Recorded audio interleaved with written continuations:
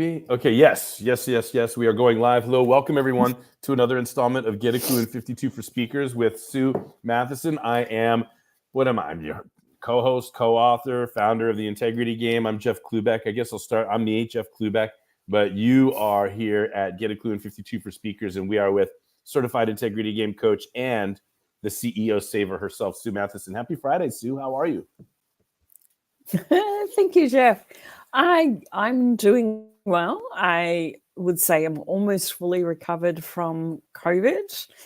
I have also packed, about ready to hit the airport in a few hours to get on that plane and head across to the US. Oh, wow. So you're going to be here. Okay, great. So, we're going to talk about your, part of that's going to involve coming down to San Diego, and we have an event that we're going to mention a little bit later on in today's tip reading. But let's get towards today's tip reading. What we're doing, as always, with Get a Klu in 52, once a week, we read one tip from a book. This is the fourth in the series, but the first time I've done this with Sue, and what we're trying to capture in this book is not just tips for speakers, but tips for non-speakers alike, but also bring these tips to you in a way that shines a light on the mentor-mentee or the coach-coachee dialogue. I've been all around the world in the trenches, helping speakers get ready for big stage, helping people develop and bring out their brands, helping people get past fear of public speaking or organize their thoughts or be more persuasive, etc. And Sue and I have had some of those experiences, and Sue's seen me speak in front of large rooms. And what we really try to do is capture that mentor-mentee relationship. And so, Sue, your voice, your contribution really gives a dynamic to this installment of Get a Klu in 52 that doesn't show up in the other editions. And all of our Get a Klu in 52 books, all of them, they all have 5 categories. And then we try to get around 10 tips in each category. So for this current edition, we started off in section 1, playing the Integrity Game.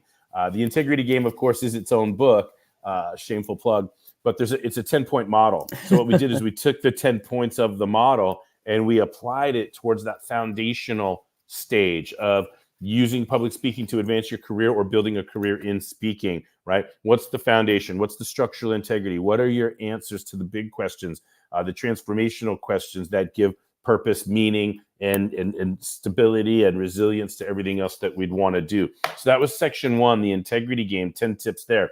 Then we did another 10 tips in bring out your brand. So once we got the structural integrity, now it's time to decorate, landscape, interior design. What's your flavor? What's your differentiation? What's your promise to the marketplace? What do you do better than everybody else that also does it? What do you do that nobody else does?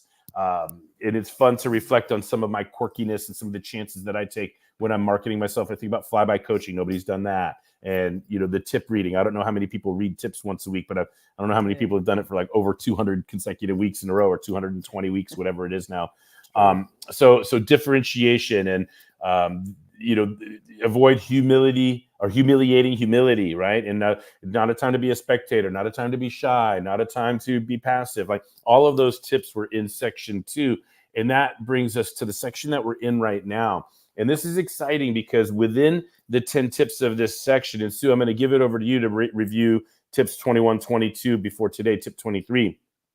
But what's exciting about this section is this really is specific to speakers, right? The first 2 sections, speakers and non-speakers alike, can really get a lot out of that. Now we're really, really focused on speakers, but I have to argue as well that even if you're not speaking, you can still apply, I think, these 10 tips. If you're doing any sort of content production, producing any sort of content at all, and especially speaking. Now, these tips are designed, the tips that we're starting today, this and the next 7 tips thereafter. So basically the next 8 tips, they're all about being fearless, getting past the fear. And what I want to make sure we understand, and we'll get into the conversation, Sue, is it's not just about getting past fear. But what it really is, let's say you're not afraid of speaking, right? I don't have any fear, right? Okay. Well, what it really is then, if you have no fear of public speaking, is putting you in a position to be conversational, putting you in a position to be yourself. So not just be fearless, but be your fearless self. Be yourself on stage, be conversational, be genuine, be authentic, rather than stiff, robotic, paying attention to PowerPoint, reading word for word off slides, trying to speak from memorization and forgetting the one word that you are hanging on to, not being able to read the room, make adjustments, Be on and on and on. So it's starting today is the first of 8 tips that are going to close out the section, right? But that's what the purpose is for. But Sue, let me hand it over to you. Give us a little review of tip number 21 and 22 overall, which are the first 2 tips in this section, and then we'll get into section or tip number 23 thereafter.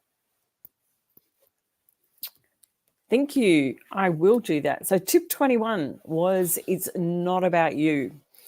And that was where we were talking about speaking is all about the audience, and spend a little bit of time looking at some of our nonverbal communications, eye contact, movement, being able to use all the space in a room, vocal variety, and different gestures, expressions that we might be able to bring into how we're presenting that keeps that engagement with our audiences.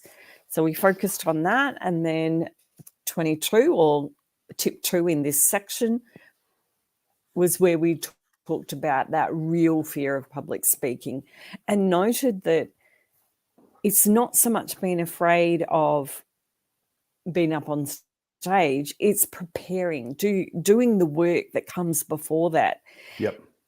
And it's been that willingness to be vulnerable, and which I think alludes to or integrates what you were just talking about. Someone might say, oh, I have no fear of speaking, but it's allowing themselves to go that next step to say, well, I can be me. I'm comfortable to be vulnerable on stage. And I think that's incredibly powerful to get to that point. Yeah, along those lines, I just want to let you know, Sue, just real quick, let me interject that I had a student in one of my public speaking courses last semester, and he emailed me because he had missed like the first round of speeches, and he emailed me like, Professor Klubeck, I'm terrified of public speaking. I don't know what I'm going to do. I'm terrified. And I'm like, I don't think you're afraid of public speaking. I think what you're really afraid of is the preparation process. I think that you just haven't managed time well in order to prepare. If I can get you focused on the preparation process, I bet you're going to be a great speaker. And sure enough, that's exactly what ended up happening. And in the student reviews of the evaluations at the end of the semester, I'm sure it was a student that took an extra moment to note and write, hey, I just want to say Professor Klubeck really helped me. I thought I was afraid of public speaking. It turns out I'm pretty comfortable in front if it just give me the steps of preparation. So what we talked about last week is tip number 22 is a lot of times people say I'm afraid of public speaking when you're not. It's just you don't want to do the work of preparing for a speech, because all of these decisions you have to make along the way. What am I going to say? What am I going to talk about? What if they don't like it? You're not really afraid of speaking. It's other things that you're afraid of, Sue, that I think that you were talking about, that's solved by a willingness to be vulnerable, a willingness to make mistakes, a willingness to be ourselves, a willingness to grow from whatever feedback comes our way. But it's public speaking is no different than anything else in life. If you prepare well, you'll do better. Doesn't mean you'll be perfect. We're not guaranteeing perfection here. We're just guaranteeing improvement, right? And that's the largest room in the world is the room for improvement. So having said that, Sue, you want to get us ready for tip number 23 today?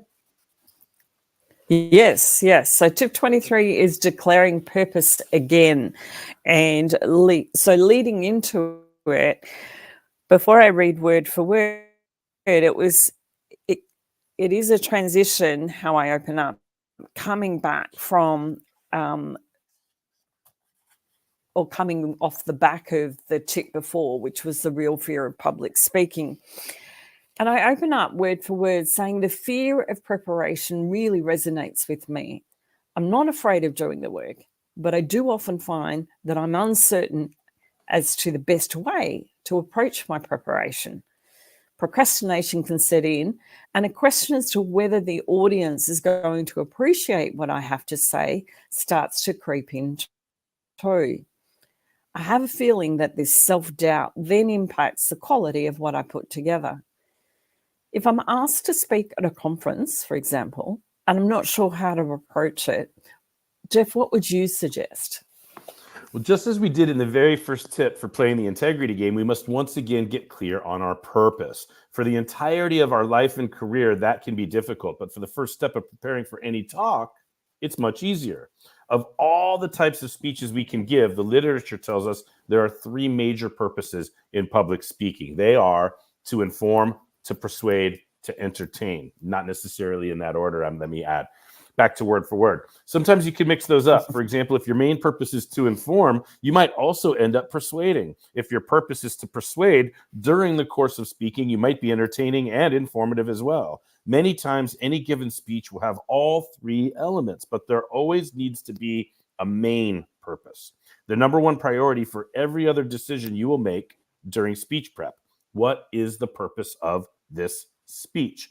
In the professional world, the main goal of speaking is usually to persuade. Let this be our, quote, default purpose for the rest of the tips in this section. Now, having said that, let me say this. All communication is persuasive, but what we really want as speakers is to be effective in our persuasion. I'm going to pause the word for word right here and just say that it's a debate among communication scholars. Is all communication persuasive, or is only persuasive communication persuasive? Well, I'd like to say that all communication is persuasive, but that doesn't mean that all communication is effectively persuasive. We could talk about that in a minute. Let me come back. All right, here we go. What's the difference between persuasion and effective persuasion, you may ask? You may ask. Well, our goal is to be so effective that we persuade our audience to take some kind of action that they may not have taken if it weren't for our efforts. We may also have the desire to influence their beliefs and or attitudes, but we can't know if we have unless they take action that represents the influence we've had. The key element in making a speech persuasive is to be mindful of WIFM, W-I-F-F-M, which is, quote, what's in it for me, parentheses, the audience, end quote. When we have done a really good job developing and delivering our promises from a place of integrity, we should not be surprised by the massive action we can influence people to take. You might have heard some of the following famous calls to actions included in inspiring speeches. Winston Churchill, early World War II, 1940. We shall fight on the beaches. We shall fight on the landing grounds. We shall fight in the fields and in the streets. We shall fight in the hills. We shall never surrender, end quote. Or Mahatma Gandhi in his Quit India campaign in 1942, quote, every man or woman who is prepared to face death or imprisonment rather than submit to your ruthless domination must be a patriot. Every Indian who desires freedom and strives for it must be his own guide. He must be his own leader. And then one of my personal favorites, Sue, John F. Kennedy, JFK, in his inaugural speech, 1961. And so, my fellow Americans, ask not what your country can do for you. Ask what you can do for your country. So the third tip in this section, number 23 overall, is the very first of 8 proven steps for fearless speech preparation. Determine your purpose. Have a North Star intention that you're trying to achieve and be clear about it from the very start. This will be the answer to every other question you have when preparing for your speech. I'm imagining that I'm speaking at a conference. I will want to be effective in my persuasion as I want people to be signing up for my course when I'm finished speaking. I'm excited to learn what I should focus on next. Well, then let's waste no time other than a week in between this Friday and next Friday and move on to the next step, which is another issue speakers struggle with, is selecting a topic. All right. So in the book form, we imagine the reader's just going to turn the page and keep going, right? But in live stream form, we got to wait from one Friday to the next. So that go ahead. That concludes our tip. And we're going to start to have a conversation. Before we do, let me encourage anybody out there, and I'm not seeing as many eyeballs this week as I saw last week, but I'm still going to throw it out there, that if you're seeing this come across live and you want to join us in studio right here, where Sue and I will be right here in studio, just click this link and you'll be able to jump in and get into the conversation with us. And of course, next week it's going to be Clue Tip 24, and then Clue Tip 25, and Clue Tip 26. So you can bookmark it or memorize, or it's pretty easy URL convention to jump on in. But having said all of that, I'll leave this up, Sue. And what we're talking about is purpose. I mean, it was the first tip in the integrity game. And the idea is, if you don't know the purpose of the speech, let's just say, I'm just going to make up a number. Let's say there's 43 other decisions you have to make when preparing your speech, right? If you don't know what the purpose is, you're going to have a hard time making those 43 decisions. All of the decisions that we make about what we do in our speech, what we're going to say in our speech, when we're going to say it, right? What stories we're going to use, what research what quotes we're going to offer. You follow all these decisions that we have to make about what to include, where to include it, how to deliver it. Am I going to be standing this way? Or am I going to be standing that way? That comes down the road, right? Oh, excuse me. The dogs are barking now, of course. And by the way, it's summertime, so the kids are home from school and all of the good stuff. So you tolerate those interruptions, but these headphones are good enough. I don't know if you hear the dogs barking in the background. But anyway, my point is, so purpose. And in public speaking, it is a lot easier than purpose of a business or purpose of the job or the career or the meeting or the team or the product or the endeavor or the right. In speaking, you got 3 purposes to choose from. Are you trying to entertain? Are you trying to inform? Are you trying to persuade? Right. And so once you know that purpose, then every other decision that you need to make in the course of preparation gets easier to make. Oops, sorry, excuse me. All right. So Sue, what say you? What say you? Yeah. Agree.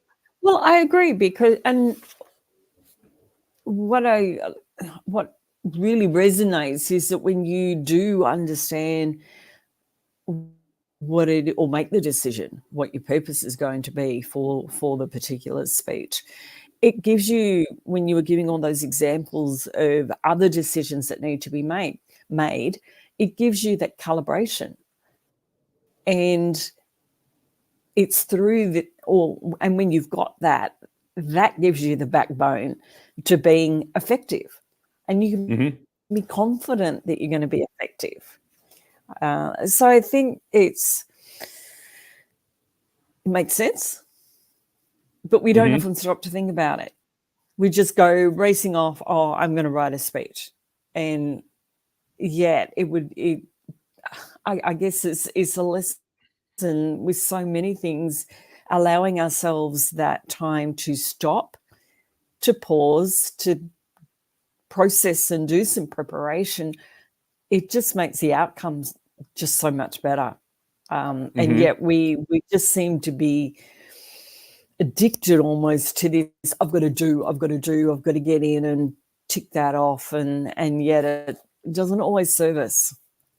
We're so much better to step back, apply this framework that we're talking about here, and take a moment to think about, well, what is my purpose? What am I looking for? And I guess too, aligned to that purpose is, if we're, say, talking about persuasion, what was mentioned, we want some sort of action to show that we have been persuasive.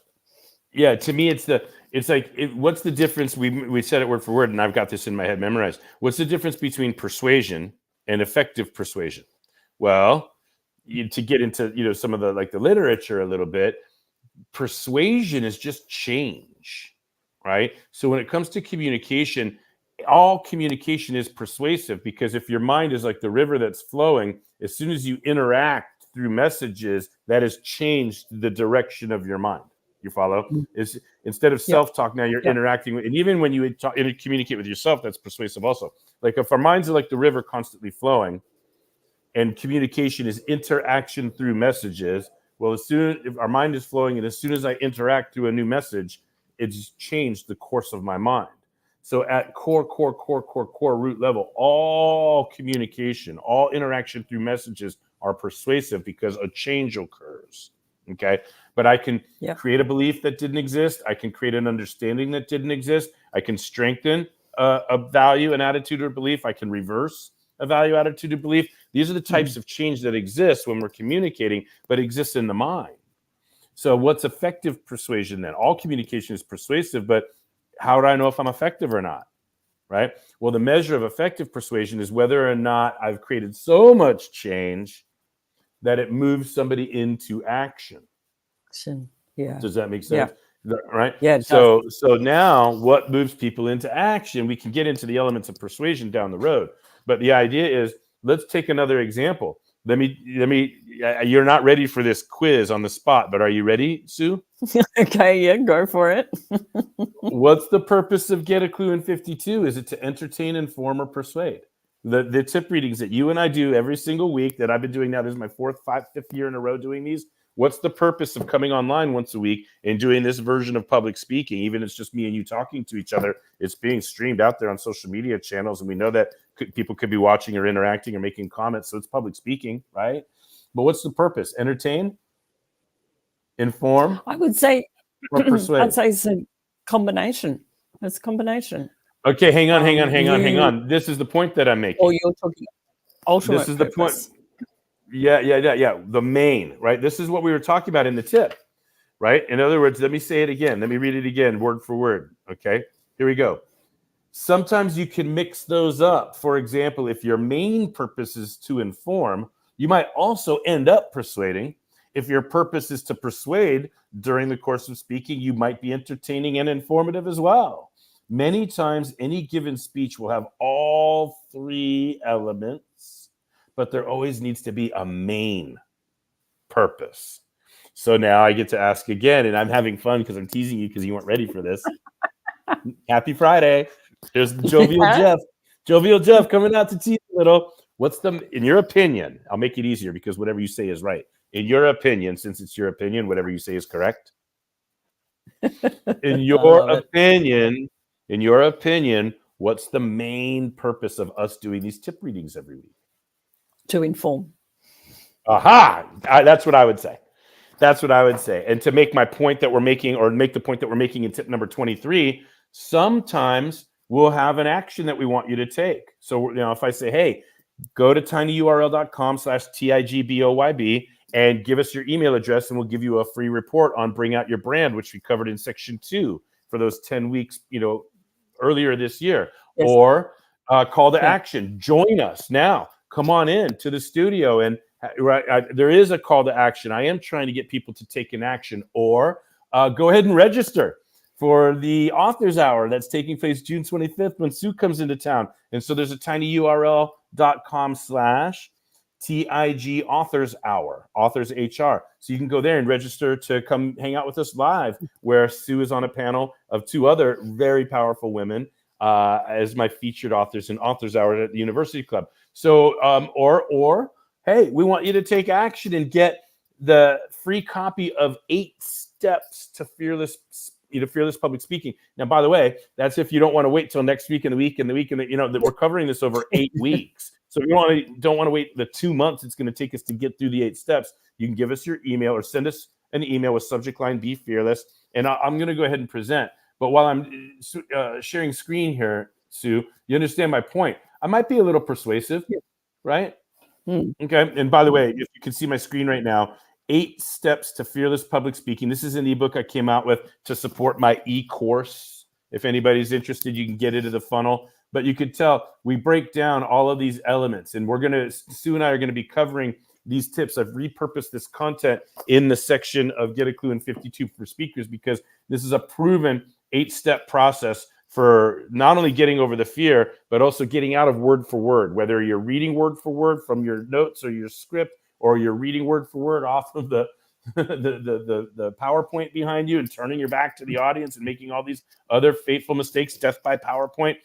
Or whether you're memorizing, or you believe hey, you think that you can't do a great speech unless you memorize every word because you're focused on being perfect rather than focus on being fearless. You're focused on avoiding every mistake rather than being yourself, which is completely capable, ready. We're capable of making mistakes, recovering from mistakes, etc. So anyway, now coming back to getting out of screen sharing.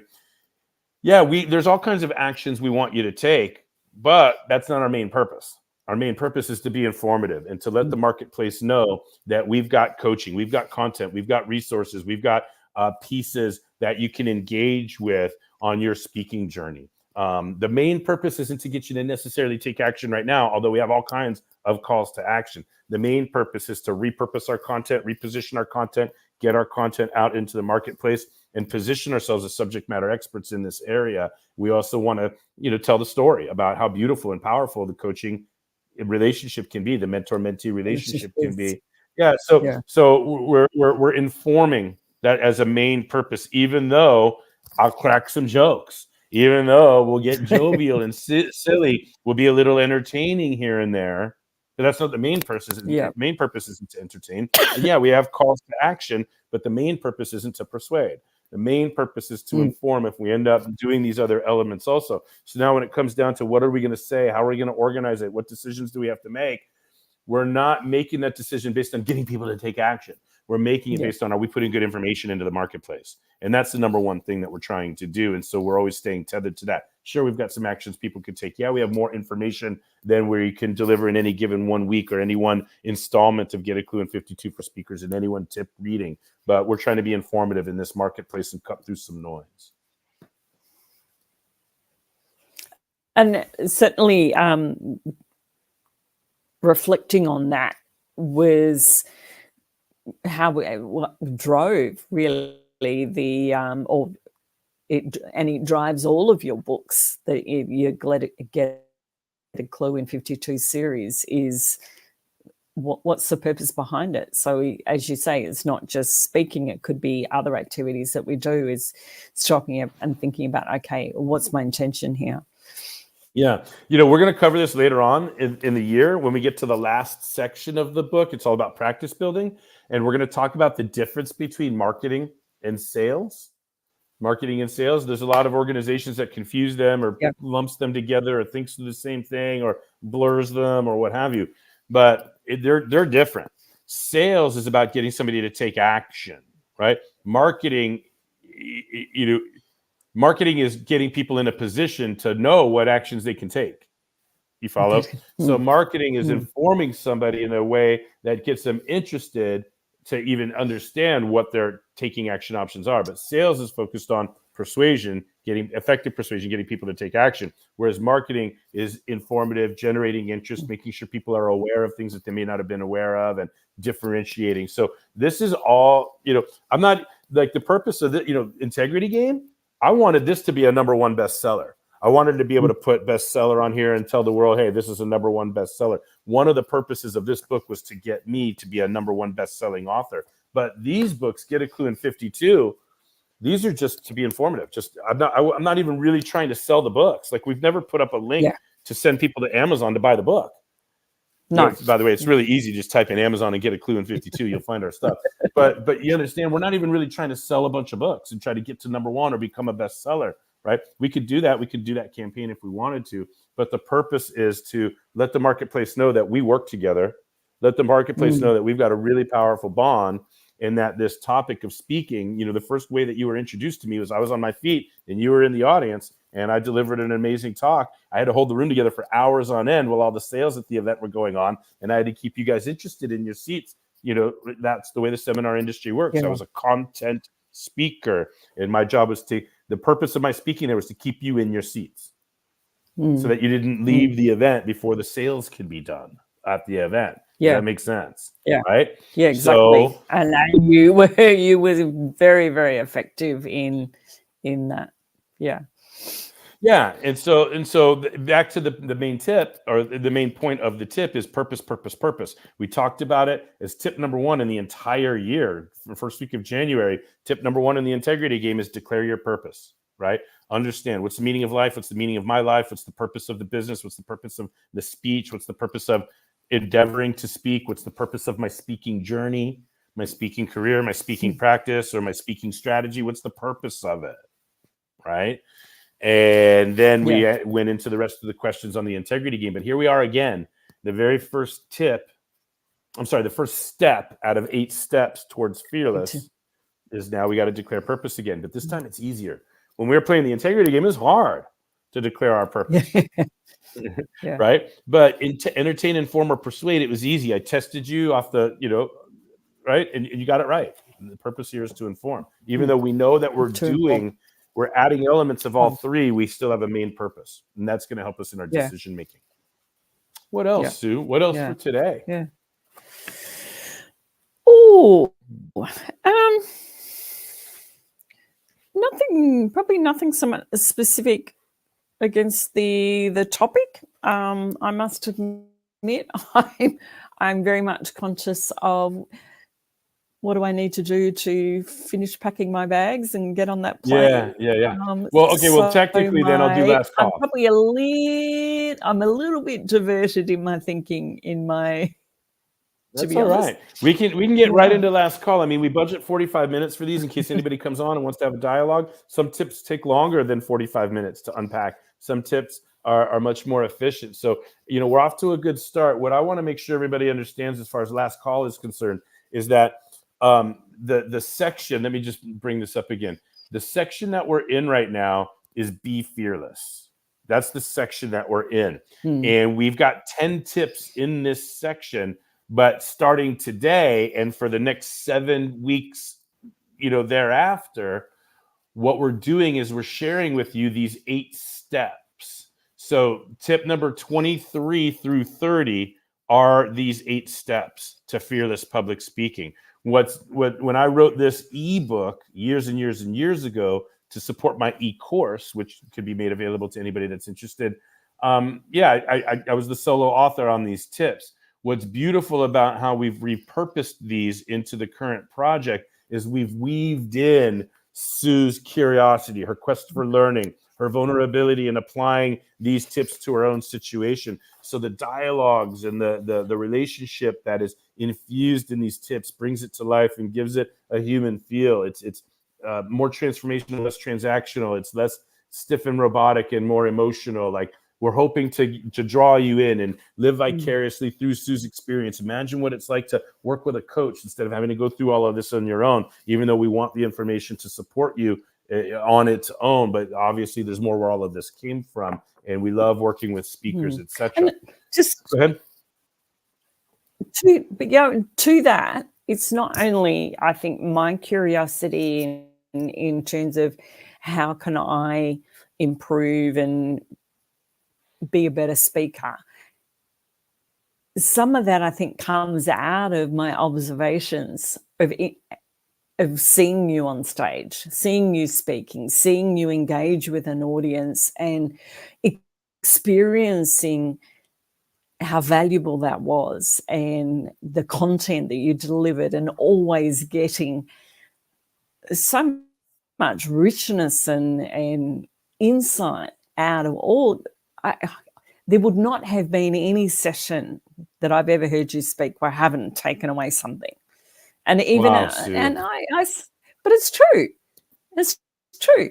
And even our coaching sessions, every time that we review something or you challenge me on something, I always take something away, and that's so it's and I think that it was not only my curiosity, but that too was what was such a driver behind doing this project together, was to attempt to put some of that into print, and I guess really amplify that through getting online every week and sharing the tip and then having the conversation to share with others what my experience has been like working with you and what I've observed.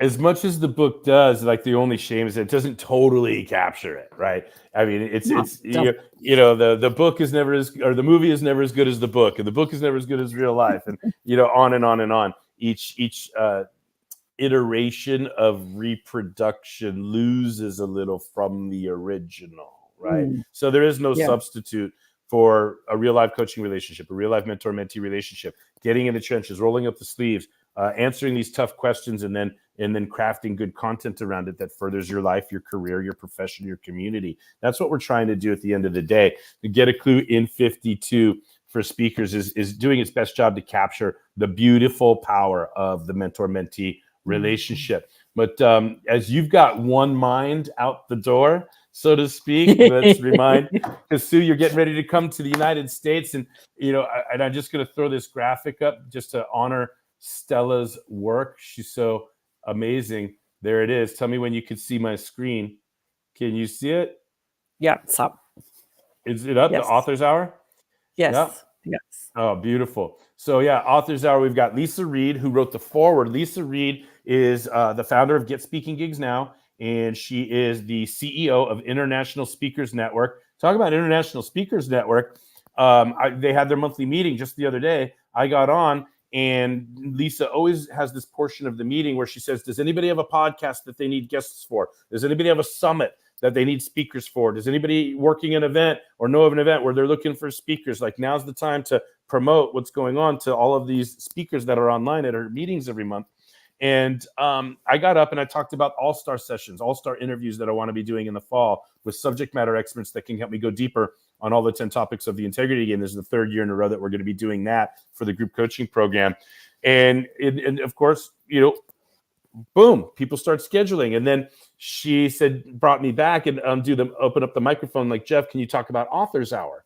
So when I spoke about Authors Hour, then boom, boom, boom, boom, boom, people started scheduling again. So I was trying to be, I guess I was being persuasive, right? I wanted people to take action and contact me if they're interested in being a subject matter expert, or if they want to learn more about attending or being a future panelist at Authors Hour. So if you want to learn more about Authors Hour or learn more about my all-star sessions, now I wanted people to take action and you provide the scheduling link and make it easy, right? So I had like 9 meetings that got scheduled on my calendar. One of them was this morning. Shout out to Ellie. She's brilliant, helping people with books and storytelling and purpose and perfect alignment. What you seek is seeking you. But anyway, that's Lisa Reed. She's superstar powerful. She's going to be in town in San Diego.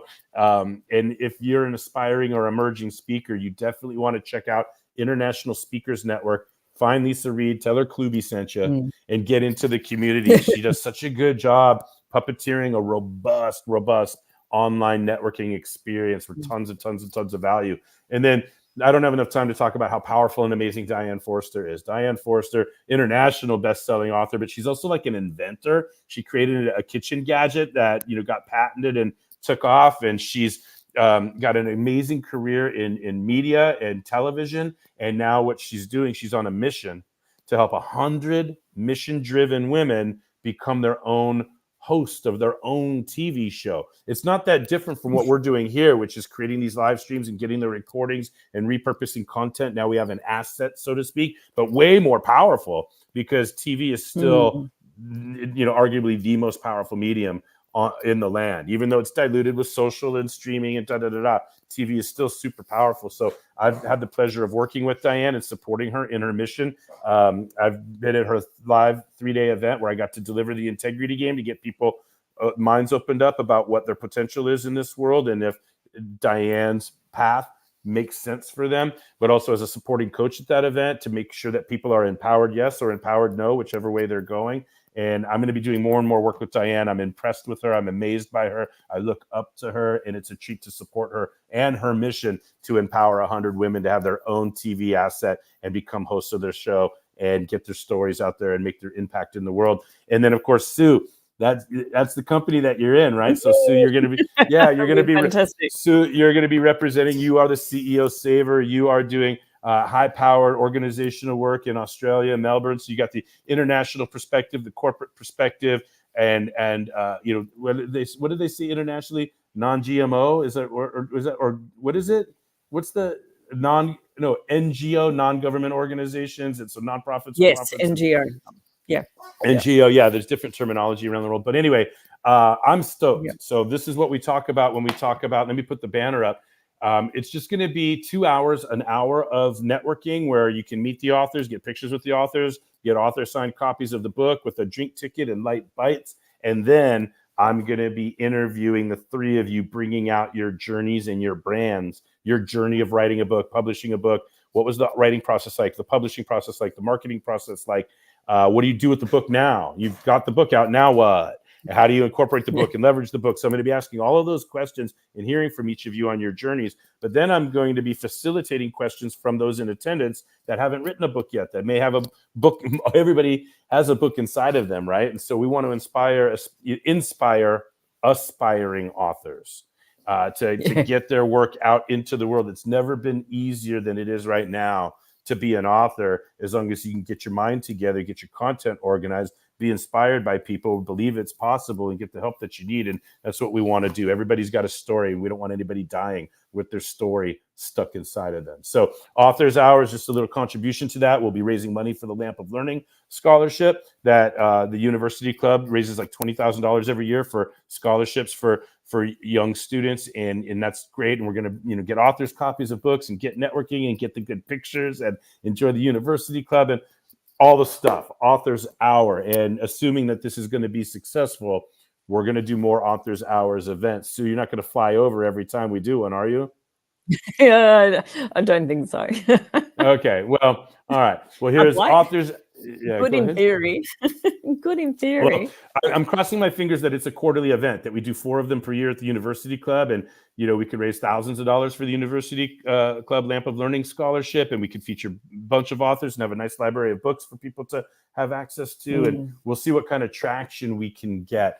And it all starts June 25th when you're in town, Sue. So it's like we're building this whole event around your visit to Southern California. Thank you. And so it could take off to something much larger. But like when you have a purpose, watch out. You just might end up being unstoppable. So I'm going to stop sharing my screen now, and I'm back live with you. And that's that. And we're going to do last call. So anything else that you've got for today, Sue, before we dismiss and see each other again next week? You're going to be coming to us live from some location in Los Angeles somewhere, right? No, next week I'll actually be up in Oregon somewhere. Okay. All right. That's okay. You're still stateside. You're still here in the US of A. Yes, I will be. Yeah. So no, nothing else from me. Always fun to be on. Love the work that we've done and everything that's unfolding, that's come out of this whole journey. It's been fantastic. I've loved it. Thank you for playing with me and seeing the opportunity and putting yourself in position to jump onto the project. It means the world to me that you see so much value in what we're doing, and so you know how committed I am to making sure I deliver all the time. And it's a fun ride, Sue. So thank you. The gratitude goes right back to you. And thanks to those of you out there that happen to come on live and get any value that you got today during the live stream, or if you're watching a recording of this in the future, we hope that you contact us for the free ebook, 8 Steps to Fearless Public Speaking, or the free branding guide, Bring Out Your Brand, or that we see you live in person June 25th in downtown San Diego at the University Club. It's going to be a very special, elegant evening of business networking, and the hugs will be heard round the world. All right, Sue, we'll see you next week. Have a great week and travel safe. Well and truly. Okay. Yeah, thank you. Thank you very much. All right. See you soon. Okay, thank you. Bye, everyone. Bye.